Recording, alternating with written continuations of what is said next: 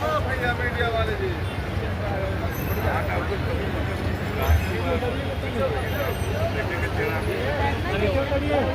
बरजेश भाई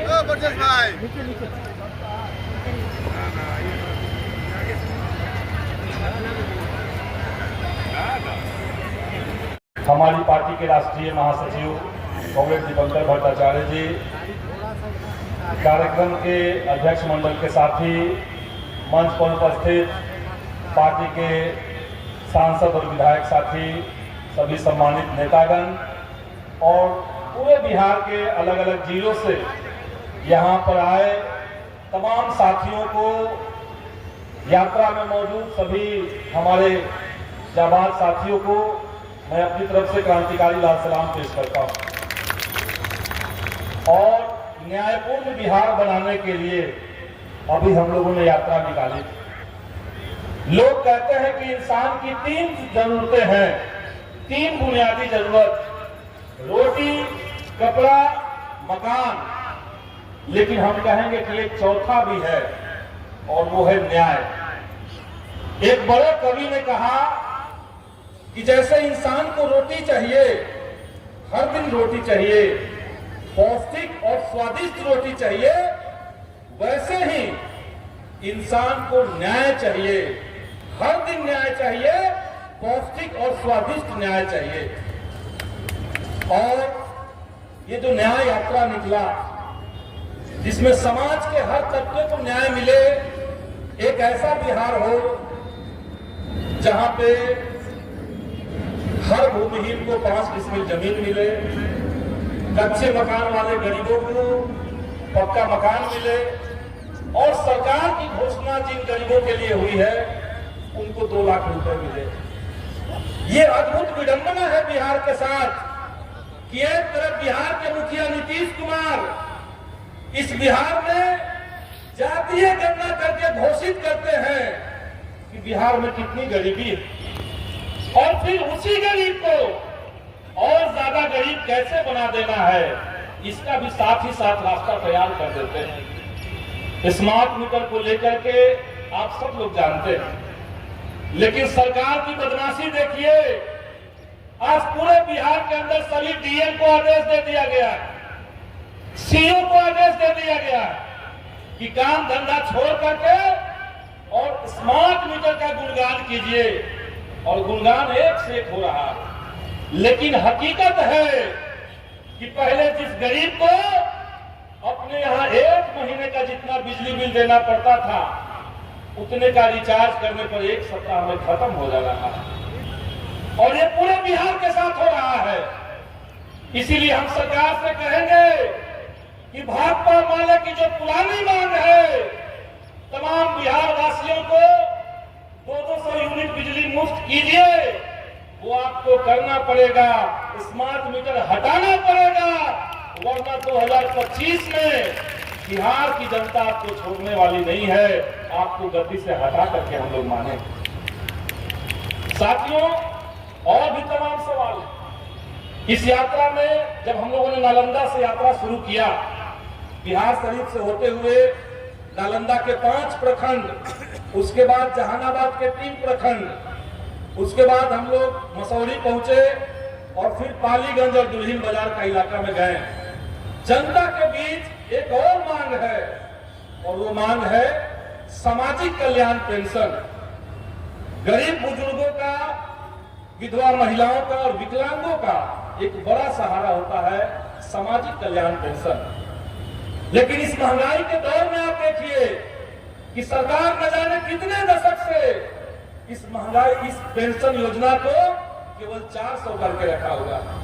सदन के अंदर नाले ने इसको उठाया, और इस बार न्याय यात्रा में पूरे बिहार के भीतर एक सवाल हम लोगों ने बना दिया है कि आने वाले दिनों में इस सरकार को सामाजिक कल्याण पेंशन को बढ़ा करके 3000 रुपए करना पड़ेगा, वरना मालिक चैन से बैठने नहीं जा रहा।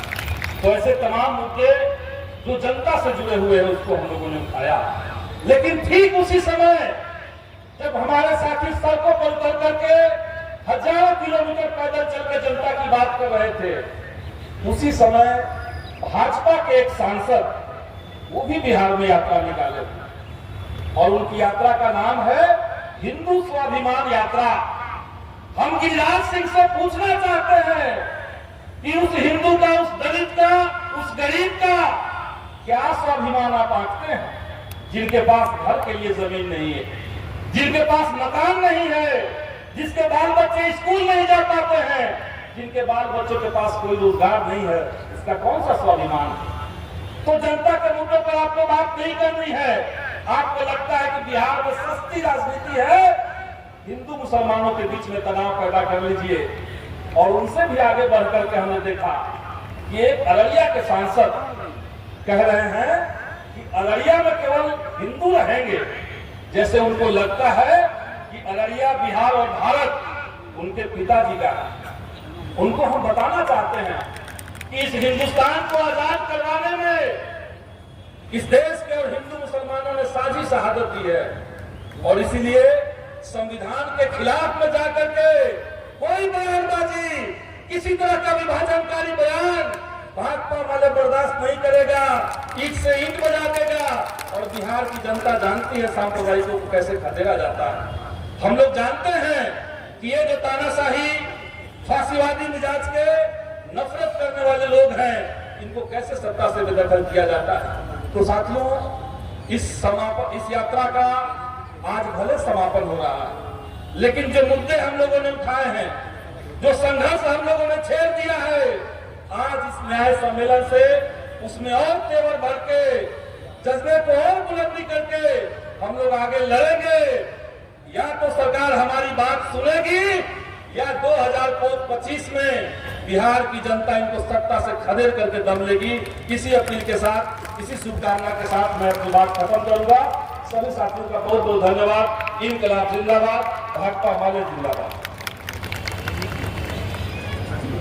धन्यवाद संदीप जी ने बहुत समय से बात की। अब जेएनयू छात्र संघ के अध्यक्ष कॉमरेड धनंजय कुमार से आपका होगा कि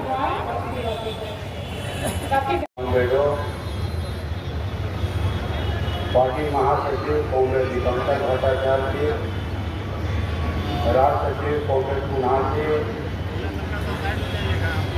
पार्टी के पोलित ब्यूरो के सदस्य कॉमरेड स्वदेश भट्टाचार्य जी, और मंच पर उपस्थित विधायक दल के साथियों, तमाम नेतागण और आज इस बदलू बिहार न्याय सम्मेलन में आए हुए साथियों, मैं आप तमाम लोगों को लाल सलाम करता हूं।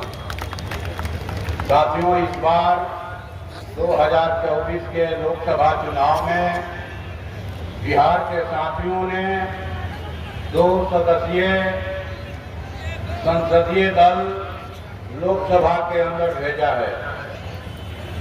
35 वर्षों के बाद आरा से आप तमाम लोगों ने जीत हासिल की, काराकाट से जीत हासिल की। इस शानदार जीत के लिए मैं आप तमाम लोगों को दिल से मुबारकबाद देता हूं। साथियों, लोकसभा में हम लोग जैसे ही पहुंचे, बाहर में जो खेत खलिहानों में हमारी लड़ाई चल रही है, सड़कों पर जो लड़ाई चल रही है, उसकी गूंज जो है लोकसभा के अंदर बहुत ही मजबूत ढंग से सुनाई पड़ी। जैसे ही मौका मिला, हमने पूरे देश में भूमि सुधार लागू करने का सवाल उठाया कि करोड़ों एकड़ सीलिंग से फाजिल जमीन, सरकारी जमीन देश में मौजूद है। सिर्फ बिहार में 21,85,000 एकड़ सीलिंग से फाजिल जमीन है।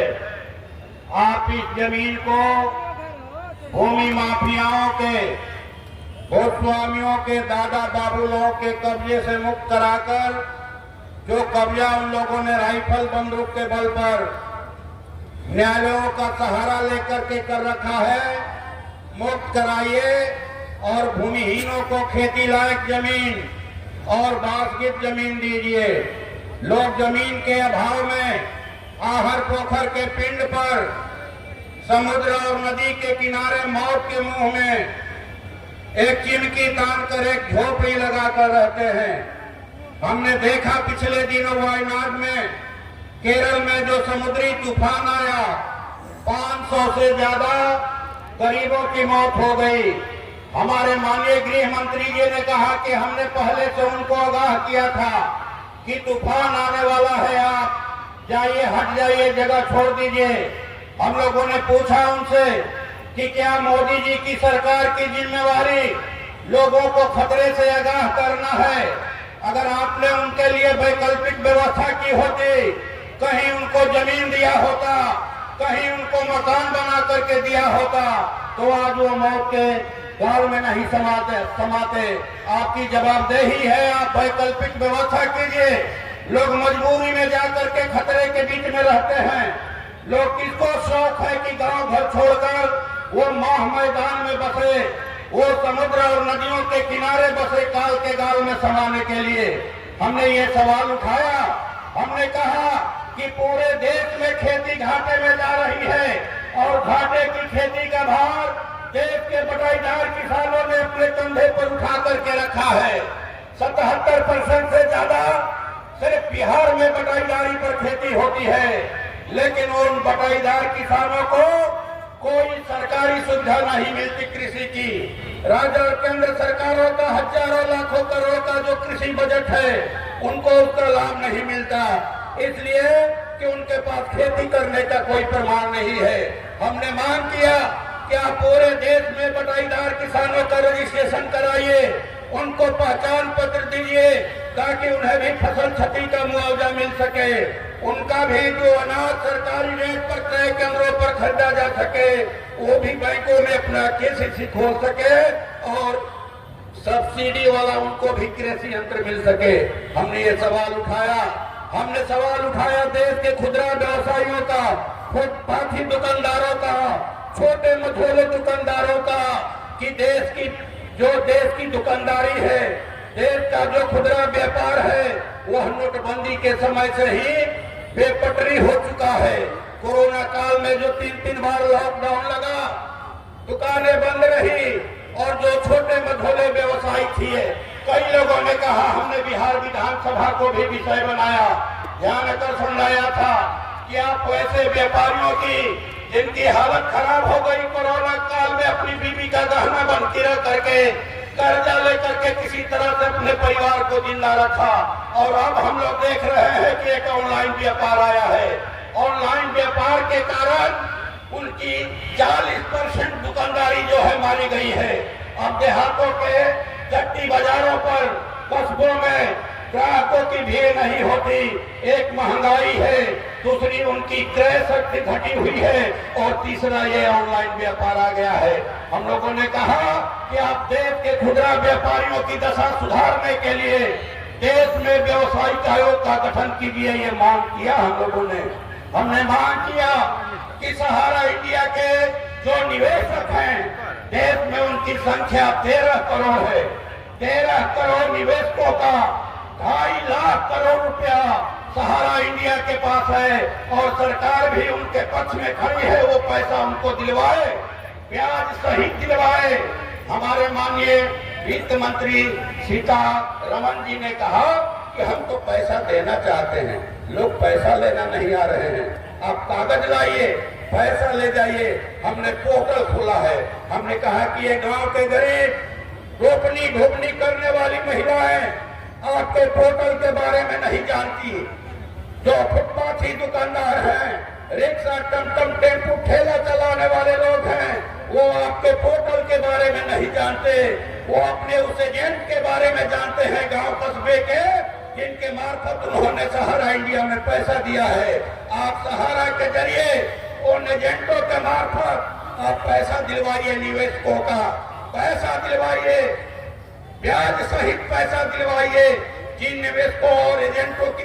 डॉक्टर रामजी राय, राज्य सचिव कुणाल जी, हमारे पॉलिट ब्यूरो के केंद्रीय कमेटी के तमाम साथीगण, तमाम विधायक, और पिछले 11 दिन से पूरे बिहार के कोने कोने में जो पदयात्रा चल रही थी, उस पदयात्रा में शामिल रहे। इस पदयात्रा के पूरे मुहिम में साथ रहे सभी साथियों को मेरा इंतजारी हो। बदलो बिहार नया यात्रा, इसी के साथ हम लोगों ने यात्रा शुरू की और जो हमने देखा नवादा से पटना आते हुए इस समय बिहार की सरकार पूरी तरह से जनता से अलग थलग है। जनता और सरकार बिल्कुल अलग, कोई लेना देना जनता के लिए सरकार के बीच में रहने। और ये सिर्फ यात्रा की बात नहीं है, हमने उस दिन तो इसको बहुत शिद्दत से महसूस किया जब कोसी का तटबंध टूटा हुआ था। हम लोग दरभंगा के इलाके में बाढ़ प्रभावित इलाकों का दौरा कर रहे थे और उस समय पटना में जनता दल यू की बैठक हो रही थी नीतीश जी के नेतृत्व में, और वहां मंथन चल रहा था कि 2025 के विधानसभा चुनाव में नीतीश जी को फिर कैसे मुख्यमंत्री बनाया जाए और 243 में 225 सीट कैसे जीता जाएगा, उसके लिए रणनीति बन रही। और पूरा उत्तर बिहार बाढ़ में डूबा हुआ था।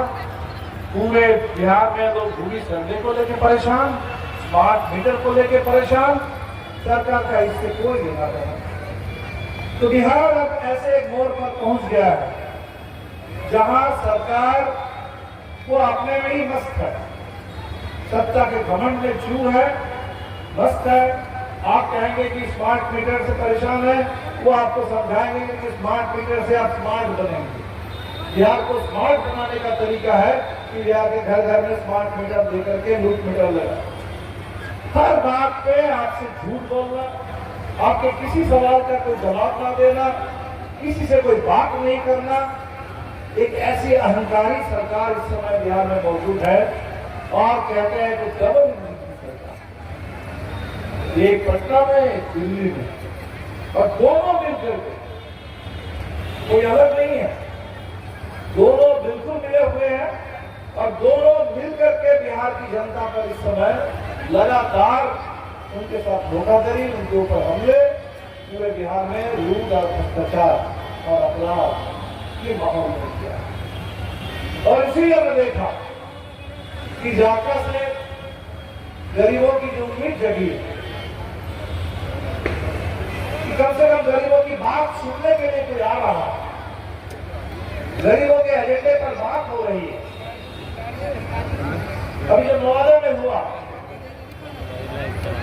पिछले करीब 60 साल से लोग बसे हुए थे, 80 घर, सबके सब दलित परिवार, दलित महादलित परिवार।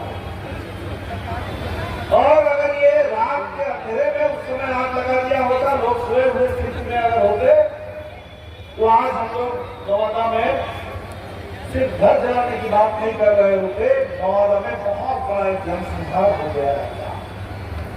और वैसे भी मवेशी जल गई, घर के सब कुछ नष्ट हो गए। तो हमने जब पूछा कि ऐसा क्यों, क्या मामला था, तो लोगों ने बताया कि देखिए ये पहली बार नहीं हो रहा है, पिछले साल भी हुआ था, बीच बीच में ऐसा होता है। जिस जमीन पर हम लोग बसे हुए हैं, यहाँ से हम लोगों को बेदखल करेंगे। यही बात जब हम लोग गया में पहुंचे, यही बात कहानी सुनने को मिली कि जमीन से बेदखल करने के लिए दलितों पर हिंसा बढ़ गई है। वो उसके पीछे सबसे बड़ा कारण है कि दलित जहां भी अगर जमीन पर कहीं बसे हैं, गरीब जमीन अपना एक झोपड़ी डाल करके उस जगह से उनको खदेड़ना। आप पीछे देखेंगे एक सज्जन, एक बुजुर्ग 70 साल के दिख रहे हैं, उनकी तस्वीर यहाँ है, उनका नाम है रघुनाथ दास। हम लोग सड़क से चल रहे थे, सड़क के किनारे किसी दूर गांव से वो दौड़ते हुए हमारी यात्रा में आए और उन्होंने कहा कि हमारे पास थोड़ी सी गुलाम की जमीन है, अब इस जमीन से भी हम लोगों को भगाने की पूरी कोशिश हो रही है, कहाँ जाए, क्या करें। तो भूमि सर्वे, सबसे पहले इस बात को समझ लेना जरूरी है कि बिहार में भूमि सुधार के लिए भूमि सर्वे नहीं हो रहा। भूमि सुधार के लिए तो आयोग बना था, आयोग की तो पूरी रिपोर्ट आ चुकी थी। तो भूमि सुधार करना होता नीतीश बाबू को तो आयोग की रिपोर्ट को लागू करते, पूरा नहीं तो कम से कम आधा लागू करते। उस रिपोर्ट को तो नीतीश जी ने कूड़ेदान में फेंक दिया। ये भूमि सर्वे कोई भूमि सुधार के लिए नहीं हो रहा है, ये भूमि सर्वे हो रहा है कि बिहार में इतने लंबे समय के भूमि आंदोलन के जरिए, संघर्षों के जरिए दशकों से, अभी धीरे धीरे बात कर रहे थे भोगेंद्र झा के जमाने की, आजादी के पहले के दौर में जमींदारी उन्मूलन के लिए आंदोलन खड़े हुए थे, शाहजानंद सरस्वती के जमाने में जो आंदोलन खड़े हुए थे, दशकों से लड़ते हुए और खासकर भाकपा माले के आने के बाद भोजपुर से लेकर के पूरे पटना जहानाबाद से लेकर उत्तर बिहार में लाल झंडा लेकर के जो गरीबों ने अपनी पहचान बनाई, थोड़ी सी भी जगह गरीब के कब्जे में आई, उस जमीन पर गरीबों ने झोपड़ी लगा करके किसी तरह वो जिंदा रह रहे हैं। इस भूमि अधिकार को जो कुछ भी आपको अभी तक मिला है, इसको नष्ट करने के लिए, छीनने के लिए और पूरे बिहार में एक लैंड बैंक बना करके बिहार की जमीन को किसान से, गरीबों से लेकर के कंपनियों को देने के लिए साजिश है। जो किसानों के साथ साजिश थी वो भी यही कि खेती बर्बाद कर लो, किसान से जमीन ले लो। किसानों ने साजिश को पहचाना और वो 3 कानून के खिलाफ किसान जम के लड़े। सरकार को थोड़ा पीछे हटना पड़ा, वो 3 कानून गए, लेकिन और उसके साथ जुड़ गए लाखों हाथों को लाल सलाम करना चाहता है। ये न्याय के लिए यात्रा बहुत जबरदस्त चली। नीतीश जी ने न्याय के साथ विकास का नारा देकर के कुर्सी संभाला थी। वो जानते थे कि भाजपा के साथ हम जा रहे हैं, भाजपा मुट्ठी भर लोगों की पार्टी है, अमीरों की, शरीफजादों, इसलिए बिहार की जनता नहीं चुनेगी। तो उन्होंने न्याय के साथ विकास का नारा दिया और अति पिछड़ा, महादलित, पसमानदा, ये सारी लकीरें खींची विश्वास दिलाने के लिए। जब इंडिया गठबंधन के साथ वो आए थे तो उन्होंने एक जाति जनगणना करवाई और उसमें सामाजिक आर्थिक सर्वेक्षण हुआ। उसमें ये बात निकल के आई कि 100 में 34 परिवार ऐसे हैं जिनकी आमदनी 6,000 से भी कम है और 100 में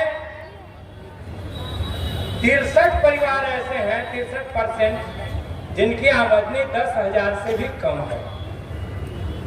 तो सवाल उठ गया कि नीतीश बाबू, आपके न्याय के साथ विकास के नारे का क्या हुआ? अब तो आप 20वां बरस मुख्यमंत्री रहते हुए बिताए, तो क्या हुआ इस न्याय के साथ विकास के नारे का? आप गरीबों का फोटो दिखा करके, बिहार गरीब राज्य है, बाढ़ और सुखाड़ से तबाह रहता है, विशेष पैकेज चाहिए, विशेष राज्य का दर्जा चाहिए, भाजपा ने आज तक नहीं दिया। जब मन में आता है तो नारे को उठा देते हैं, जब मन में आता है तो भूल जाते हैं। लेकिन सवाल यह है कि गरीबों का फोटो दिखा करके जो भी पैसा मिलता है, गरीब के घर में कितना पहुंचा? तो ये तो गरीबों के साथ धोखा, अन्याय, ये धोखेबाजी। और भाकपा माले इस धोखेबाजी को नहीं चलने देंगे। ये न्याय यात्रा को हर जगह गरीबों ने कहा, न 5 डिसमिल जमीन मिला, न 2 लाख रुपया मिला, न ही पक्का मकान मिला और जुर्म बढ़ते जा रहा है। कहीं मजदूरों के हाथ काटे जा रहे हैं, मजदूरी मांगने के लिए कहीं हत्या कर दी जा रही है, महिलाओं के साथ बदमाशियां जारी हैं।